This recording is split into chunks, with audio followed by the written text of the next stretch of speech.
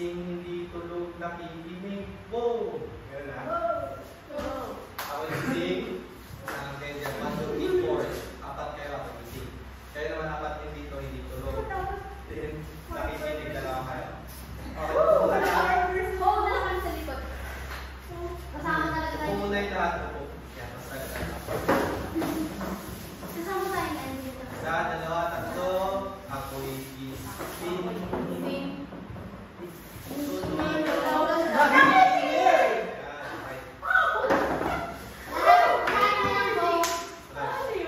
Lahat na lang yung buhat. Isa, dalawa, tatlo. Ako'y gising. Hindi tulog. Nakikinig. Ako'y gising. Hindi tulog. Nakikinig. Ako'y gising. Hindi tulog. Ako'y gising. Hindi tulog. Ako'y gising. Hindi tulog. Nakikinig. Maraming salamat. Nabuhay na ba ang lahat? Opo! Handa na bang makinig? Opo! Kung talagang handa na, pumalakpak ng 3 beses at sabihin, let's ball in! Ball press 5! Let's ball in! Ball in! Ball press 5! Handa na makinig? Opo! Isay. So, bago yan, pakibulot mo na yung mga basura. Bulot mo pa rin ito. Pakita ko sa tamang lagay. Ngayon sa ating klase, mayroon tayong mga alituntunin na siyang gusto kong inaasahan kong masusunod ko. So, ano nga ba yung mga alituntunin natin sa ating klase? Sabay-sabay na masahin ang ating mga alituntunin. Gumalang sa guro at mga kaklase. Aktibo maglahok sa talakayan. Walang maingay habang nagsasalita ang guro sa harapan.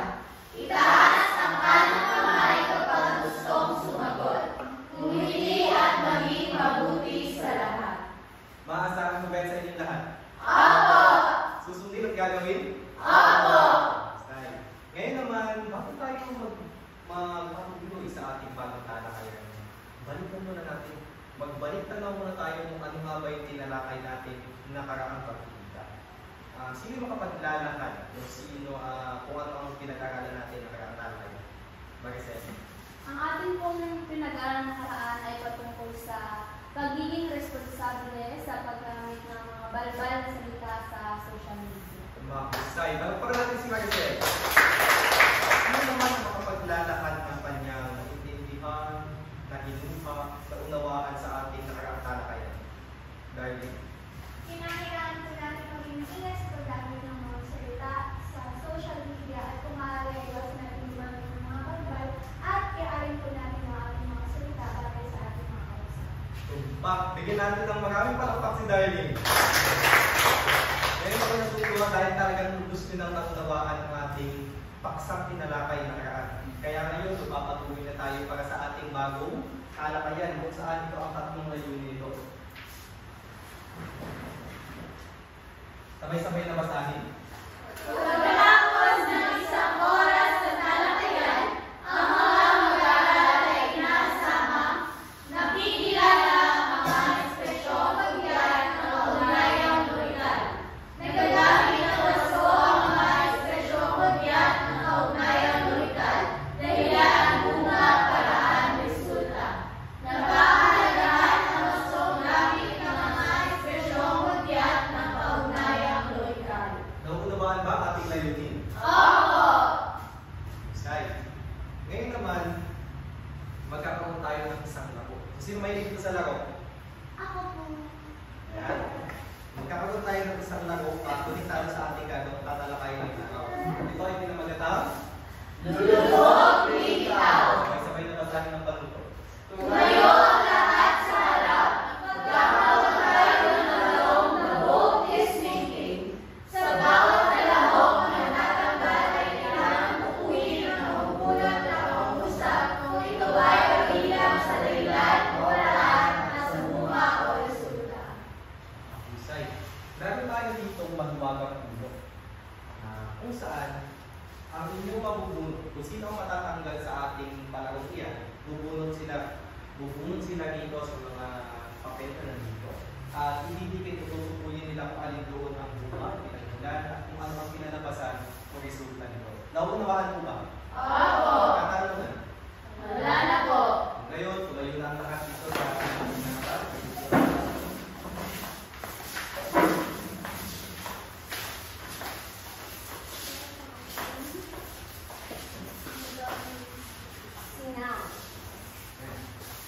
Lulubog, lilitaw, pangkat ang sarili sa bilang na 5.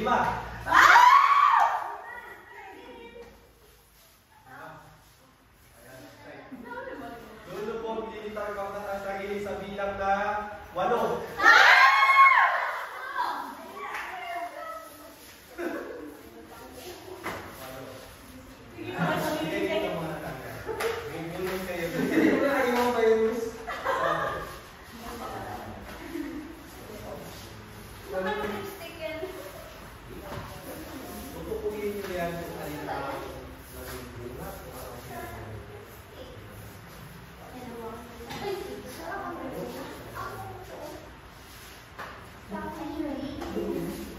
Tama ba ang kanilang ginawa? Pagbasa ng sabay-sabay? Pagtapon ng basura kung saan-saan. Pagbalaan ng mga kanal. Tama, di ba? Oo. Pagtapon natin ng mga basura sa ating kapaligiran, mga maging dito ng pagparaan ng ating mga kanal. So, susunod, handa na. Opo. Lulubog, lilitawin pangkat ng sarili sa bilang na 4.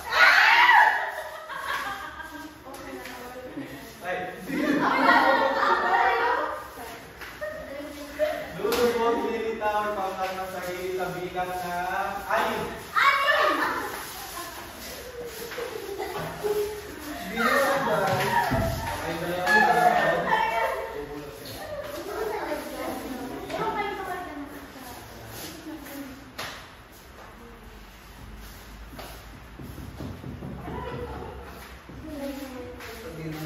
Tama ba ang kanilang ginawa at ang naging dahilan? Pagdidinamita. Ang naging buwang pinalabasan ay ang Pagkasira ng oral free. tama ba? Opo. Yung na paggamit ng mga illegal na paraan ng pangingisda ay nakakasira tayo ng ating pangayamang dagat. Sunod naman, wala na. Lulubog, lilitaw, pangkat ang sarili sa bilang na 4. Sige na. Tayo lang din nakapagpipinsip.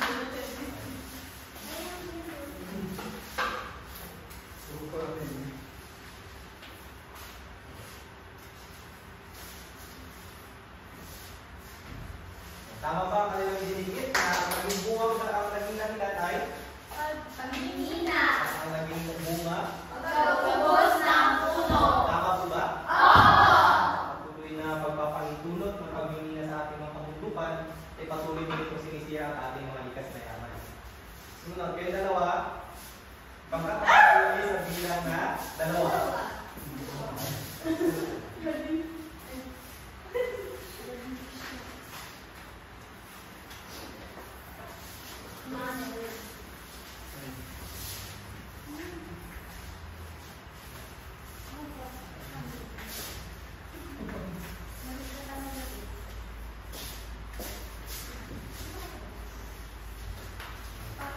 Number B, reduce recycle ang naging bunga nito ay Pagbawas ng mga plastic waste. tama? Opo. Sa patuloy ng pag-recycle ay kakaroon tayo ng bagong produkto at makabawas ng mga plastic. At ang isa ay fundraising. Ano ang maging bunga ng fundraising? Makatulong sa pagkikima ng sakuna. Yan. Gusto mo na nawala nag-enjoy sa ating ginawang aktibidad, ang gawain? Opo. Ngayon, may isa pa tayong gawain. Ang Larawan. sabay na masabi natin pagluto. Suriin ang kaisipang sinasaad ng bawat larawan. Ipaliwanag o ibigay ang pinaliwanag na mensahe kung ano ang naging sanhi o resulta nito. Ito ang ating mga larawan. Una, ano kaya yan? Pagbabasa. Sa pagbabasa, ano kaya ang naging dahilan nito? Ano kaya magiging bunga o resulta sa patuloy na pagbabasa? Marami pong matututunan. Tama, ang galing. Sumunod. Ano yan? Sasakit ka liit. Sumasakit ang ngipin. Ano kaya naging dahilan nito kung bakit sumasakit ang Dahil ngipin? maraming chocolate. Baby. Tapos, Kaya ng tamis. kumakain siya nito pero hindi siya Sugar. Tama. Yay. Ayan, ngipin. Ito naman, Kailangan. pagmimina. Ano ang maging dulot ng pagmimina? Baka. Disaster. Ito. Pag-ipon. Pag-ipon. Sa pag-ipon natin, ano ang maging bunga ng pag-ipon? Mabili na sa Bitcoin. Tama, makabili tayo ng mga gusto nating mga bagay. Sumunod. Black. Dodo bird. O tama. Ano ang naging dahilan kung bakit wala na extinct na dodo bird? Dahil sa mga tao at sa kami. Dahil masyadong hinahingin yung mga dodo bird na sa panahon natin ay ubos na ubos sila. Naunawaan ba ang ating gawain?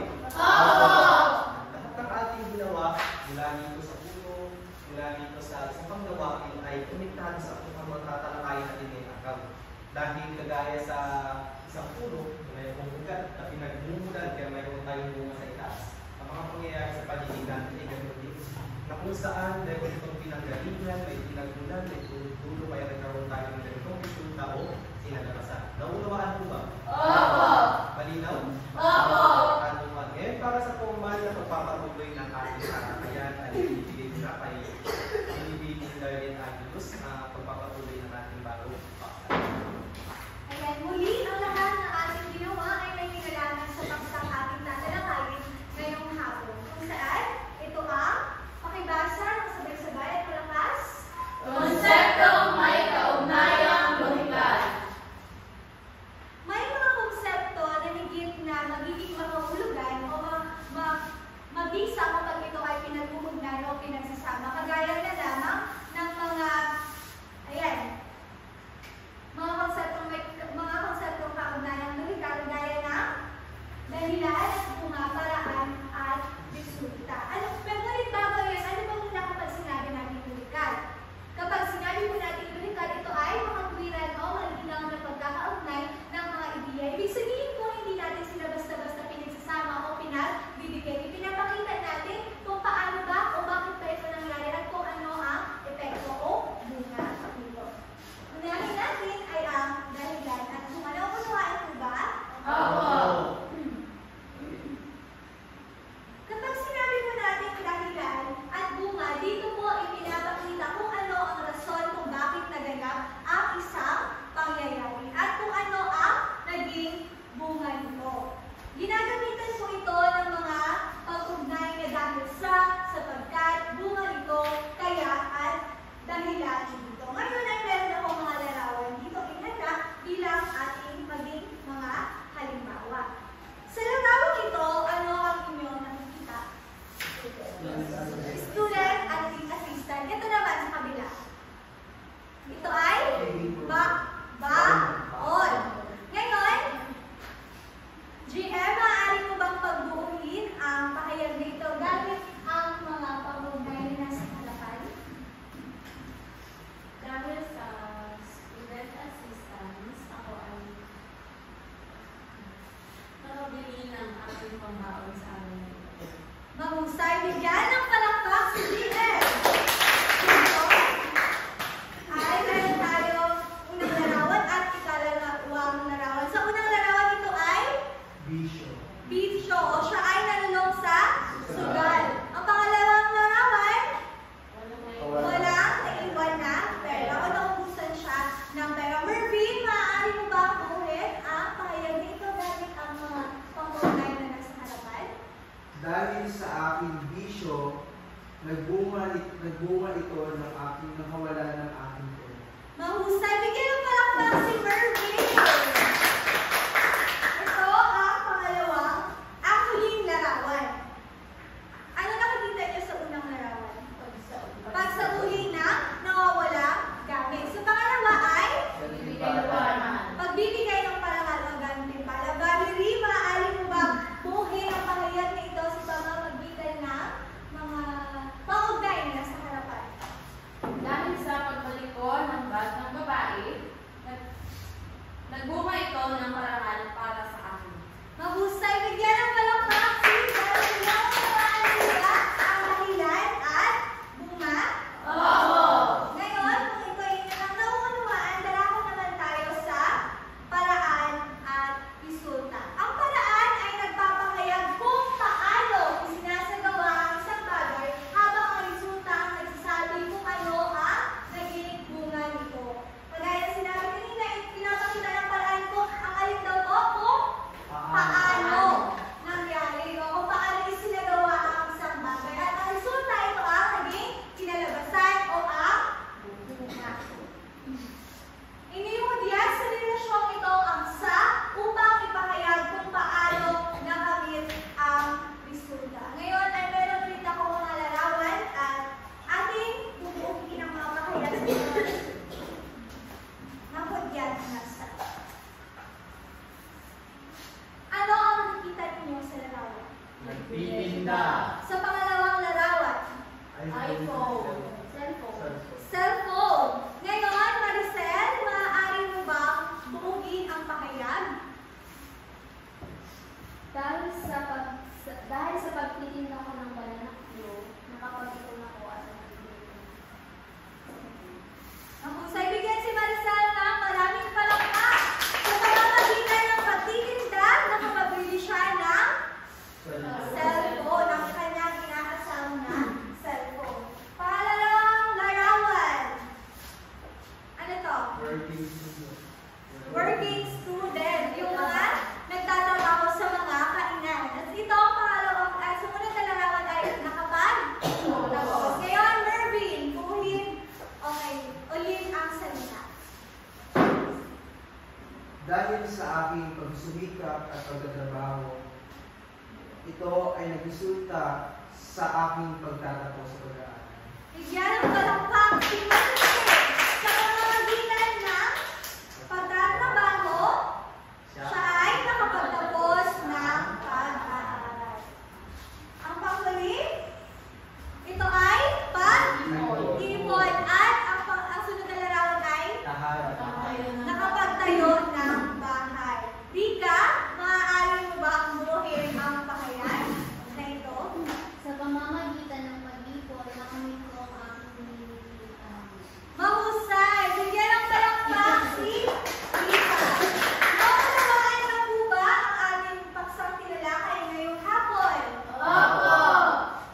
Mayroon po bang matulungan tungkol sa dahilan, bunga, paraan at resulta? Wala na po! Dahil ninyo itong lubos na naunawaan, magkakaroon tayo ngayon ng isang pangkatang gawain. Ito ay pinamagatang tanghalan na. Basahin ang sabay-sabay malakas ang pagtuto. Papapagpati ng klase sa dalawang pangkat. Ang unang pangkat ay gagawa ng isang maliking roleplay na magpapakita ng ugnayang kailan bunga gamit ang mga angkop na pag-ugnay. Ang pangalawang pangkat naman ay gagawa ng isang maliking jigsaw na magpapakita ng ugnayang paraan ng resulta gamit ang mga angkop na pagyayan. May rubrics na magsisilbihong gabay sa gawain ito. Meron lang kayong 5 minuto sa paghahanda at 5 minuto sa pagtatanghal. Bago ko kayong pangkatin, nais ko muna makita ninyo ang rubrics para sa gawain. Kapag naman tayo para sa nilalaman, maayos at organisadong nilalaman ng puntos, pagkamalikhain, malinaw na pagsasalita at malikhain paglalahad 5 puntos para sa kooperasyon, aktibong nakinabok ang lahat ng kasapi 5 puntos, at sa takdang oras, tapos sa takdang oras 5 puntos. Sa kabuuan ay mayroong 20 puntos. Ngayon ay bigbilang ng 1 hanggang 2. Unahan mo, Charlene. Isa. Dalawa. Ngayon ay maaari na kayong pumunta sa inyong mga kampupo. At maaari na rin inyong simulan ang gawain.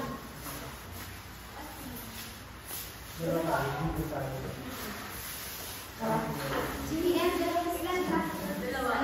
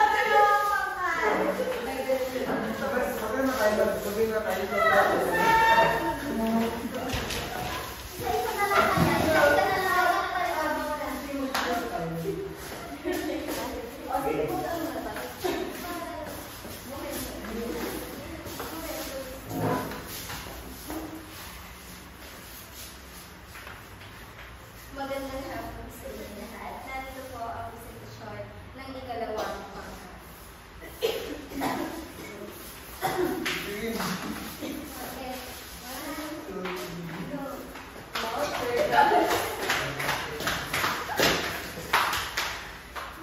1, 2, 3, go. Sa pamamagitan ng pagpulot ng basura at ilagay ito sa tamang basurahan.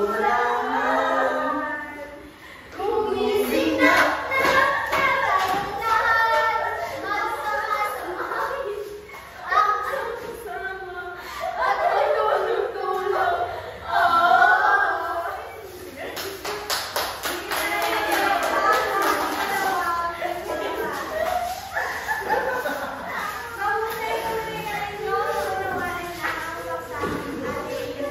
Para sa unang papat, dahil maayos at limitado ang nilalaman ng inyong dula-dula at malinaw ng pagsasalita at tuwing-harang paglalakad, at nakita naman natin na ang lahat ay nakilahok sa inyong pagtatanghala. Natapos ng tatlong oras, meron kayo ang 20 punto.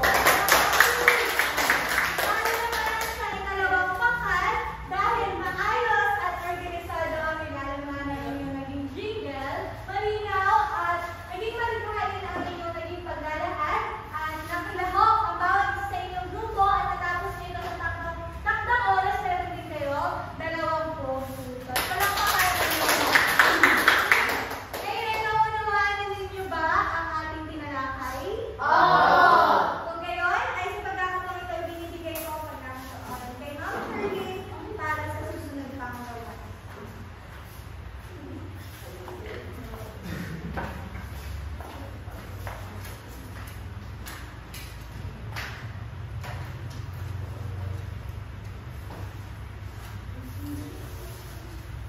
Magandang hapon muli sa ating lahat.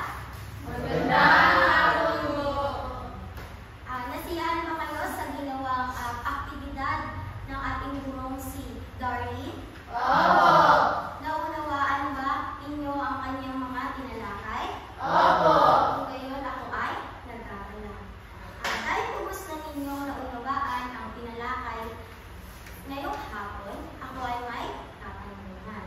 Ang unang katanungan ay, bakit mahalaga na matutunan natin ang paggamit ng dahilan at bunga, paraan at resulta sa ating pang-araw-araw na komunikasyon? Sino ang maaaring sumagot? Itaas lamang ang inyong kamay. Andrea? Para po sa akin, mahalaga po ito sa pagkat upang malaman natin ang mga desisyon na ating gagawin sapagkat alam natin ang magiging bunga nito. Mahusay! Pangalawa, para sa ating pangalawang katanungan. Mahalaga ba na sa bawat problema natin, kailangan muna nating alamin ang magiging resulta bago natin ito gawin? Mahusay! Para naman sa ikatlong katanungan. Kung ang mga desisyon natin sa buhay ay hindi natin iniisip ang magiging resulta nito sa ating buhay, ano kaya ang magiging balik nito sa ating buhay? Mervin? Kung umabot tayo sa puntong ganito yung mangyayari sa atin, hindi ko tayo makapag-isip ng mga posibleng paraan na kung saan maayos sa ating magiging problema. Kung alam natin kung alam natin yung mga bagay na dapat natin gawin, at kung ano nga ba ang magiging resulta nito, yun po yung magiging paraan upang sa mas maayos po ang ating buhay. Mahusay. Bigyan natin siya ng 5 palakpak.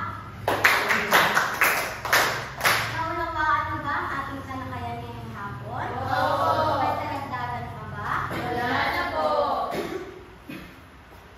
Kung gayon, ay mayroon akong hinihandang gawain.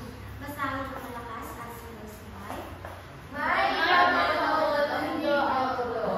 Pagkatapos manood, bumungit ka sa malaking puno sa isang malaking papel. Sa ugat ng puno, ilalagay ang dahilan kung saan na makita sa video.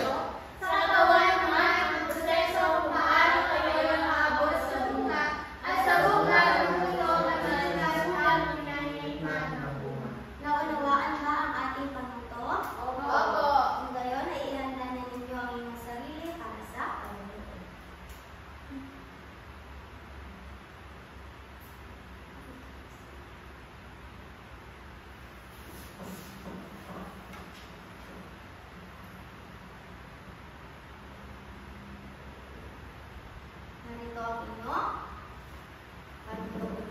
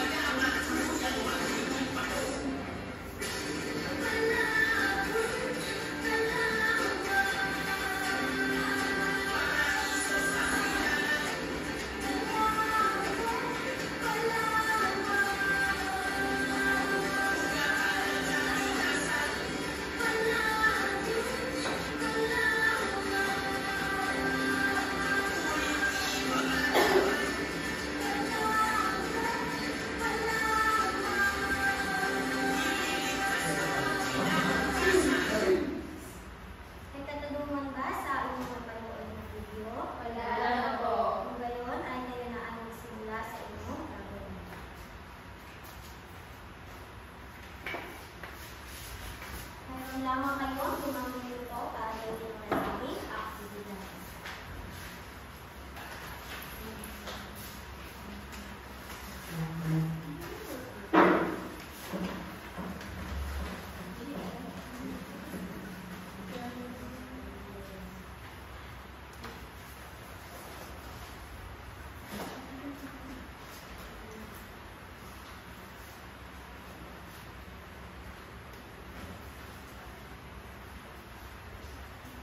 Tapos na 5 minuto, ipasa na ito sa harapan at pipili ako ng 2 mag-presenta sa harap at ito inyong babasahin.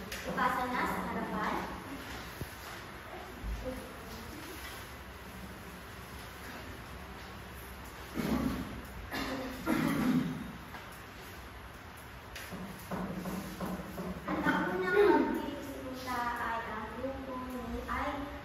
Ang unang magpresenta ay si GN.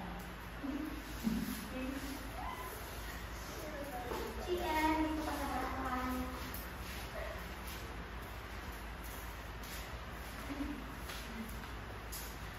Pakinggan natin siya.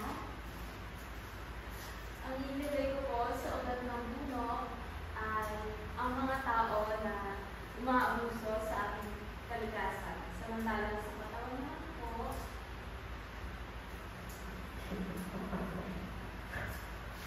ito naman po ang patuloy na pang-aabuso ng mga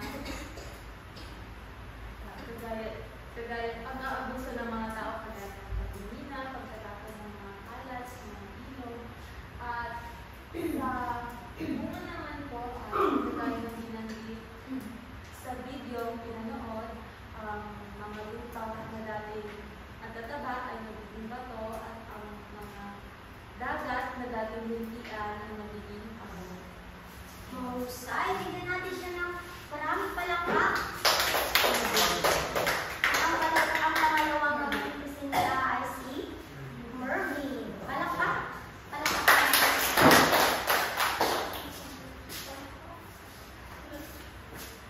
Sa akin po, sa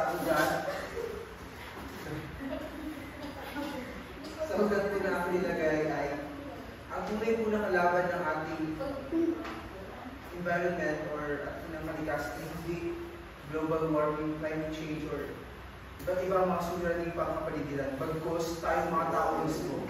Dahil ang lahat ng ating mga sinasagawa, lahat ng ating mga aktibidad na sinasagawa sa ating kalikasan ay mayroong macro effect sa ating kalikasan na kung saan yun ang pagbibigay ng suliranin sa ating lalawigan, specifically sa lalawigan ng Palawan. Tumpak, bigyan natin siya ng maraming palakpak. Para sa pagpapatuloy ng ating aktibidad ng hapon, tawagin ko na si Bibining Valerie Atilano.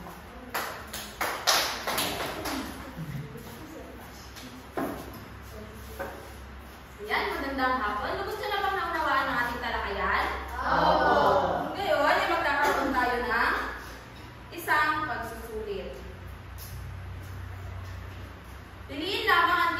ang tamang sagot. Kumuha ng isa't apat na papel at ilagay sa itaas ang inyong pangalan at petsa ngayon.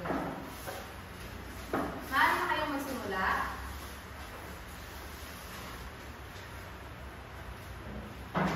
Tapos na ba sa unang katanungan? Wala pa po.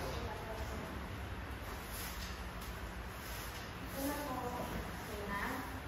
Para sa susunod na katanungan, para sa ating pangalawa at tatlo.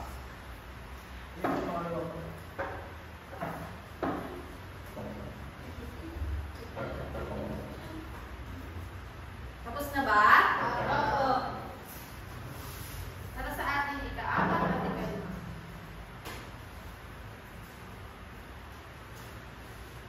Ayan, tapos na ba ang lahat? Oo.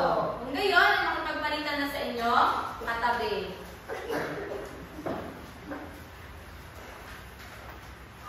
Yan, nakapagpalitan na ba ang lahat? Opo. Para sa ating magwawastot, ano sa tingin niyo ang sagot sa ikaunang bilang? Tama! Para sa ating ikalawang bilang, letter D. Ayan.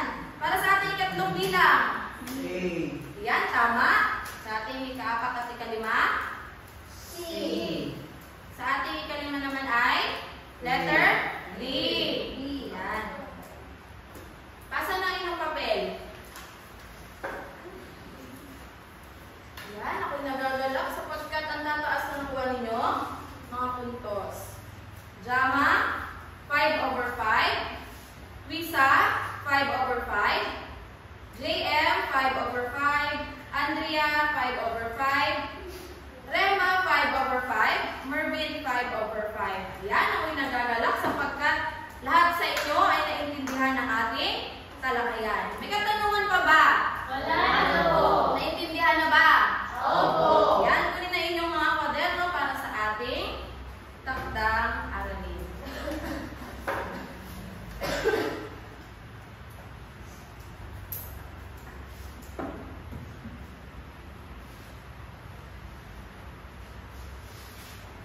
Tapos na ba?